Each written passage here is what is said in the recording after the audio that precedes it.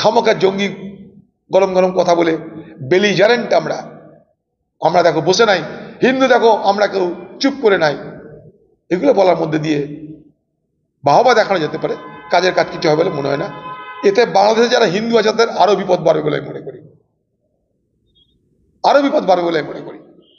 আন্তর্জাতিক চাপ তৈরি করুক, মোদি ইউক্রেনে গিয়ে রাশিয়ার সঙ্গে ইউক্রেনের মারামারি লড়াই যুদ্ধ থামানোর চেষ্টা করছে। হ্যাঁ,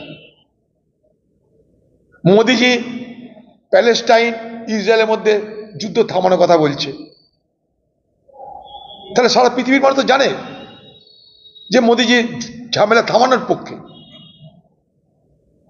তাহলে সেই প্রধানমন্ত্রী পৃথিবীর ইন্টারন্যাশনাল ফোরামে, গ্লোবাল ফোরামে কেন বলছে না যে বাংলাদেশের মানুষের উপরে অত্যাচার হচ্ছে, সেটাকে থামানোর চেষ্টা করতে হবে?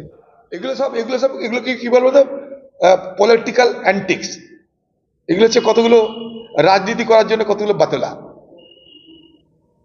মোদি গিয়ে কি করতে পারে? গোটা বাংলাদেশ দখল করতে পারে? বলুন, কি করবে? আরএসএস নিয়ে চলে যাক।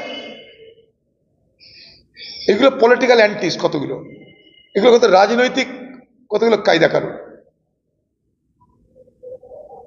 যদি আরএসএস এর অতই ক্ষমতা থাকে, সারা লক্ষ লক্ষ আরএসএস এর বাহিনী আছে, মোদিকে পারমিশন নিয়ে তারা সব বর্ডার পারে ঢুকে যাক। আমার তো মাথায় ঢুকছে না যে ভারতবর্ষের প্রধানমন্ত্রী মোদি কি করতে পারে, এখন ব্যবস্থা কি? ভারতবর্ষের সৈন্য পাঠানোর ক্ষমতা আছে? কখনো নেই। একটা জিনিস করতে পারে, কূটনৈতিক এবং আন্তর্জাতিক চাপ সৃষ্টি করতে পারে। কূটনৈতিক চাপ সৃষ্টি করুক এবং আন্তর্জাতিক মতামতকে বাংলাদেশ সরকারের উপরে চাপ হিসাবে প্রয়োগ করার ব্যবস্থা করুক। এটা হচ্ছে শুভবুদ্ধি সম্পন্ন ভাবনা বলে আমি মনে করি। খামোখা এই সমস্ত খামোখা জঙ্গি গরম গরম কথা বলে বেলিজারেন্ট আমরা দেখো বসে নাই, হিন্দু দেখো আমরা কেউ চুপ করে নাই, এগুলো বলার মধ্যে দিয়ে বাহবা দেখানো যেতে পারে, কাজের কাজ কিছু হবে বলে মনে হয় না। এতে বাংলাদেশে যারা হিন্দু আছে তাদের আরো বিপদ বাড়বে বলে মনে করি, আরো বিপদ বাড়বে বলে মনে করি।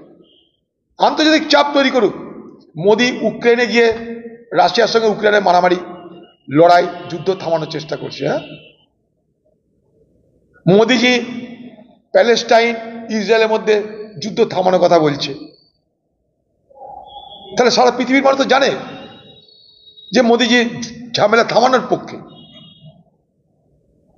তাহলে সেই প্রধানমন্ত্রী পৃথিবীর ইন্টারন্যাশনাল ফোরামে, গ্লোবাল ফোরামে কেন বলছে না যে বাংলাদেশের মানুষের উপরে অত্যাচার হচ্ছে, সেটাকে থামানোর চেষ্টা করতে হবে?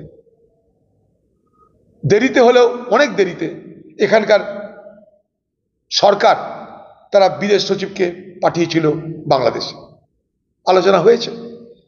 আমরা চাই আলোচনা এবং সৌহার্দ্যের মধ্য দিয়ে, পারস্পরিকতার মধ্য দিয়ে উভয় দেশের মানুষ এবং প্রত্যেকটা মানুষের নিরাপত্তা নিশ্চিত করা হোক, তাদের অধিকারকে নিশ্চিত করা হোক।